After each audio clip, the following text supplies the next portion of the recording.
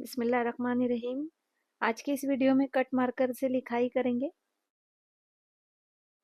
चलिए लिखना शुरू करते हैं और साथ में पढ़ते भी जाएंगे। अगर अगर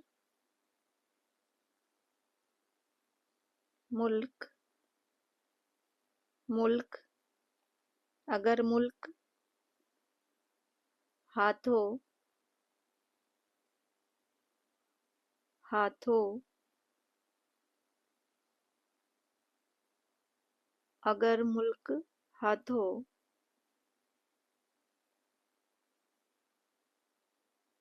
से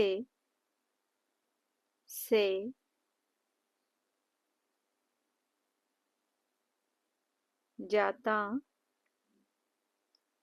जाता है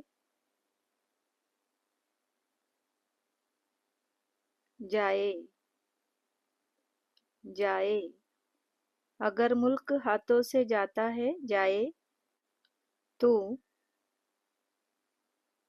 तू अहकाम तू अहकाम हक अहकामे हक से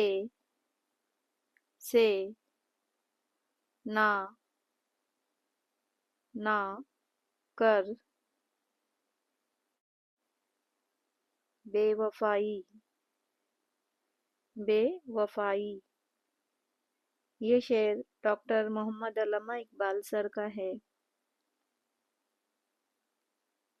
Don't forget to like, comment and share this video. Thank you.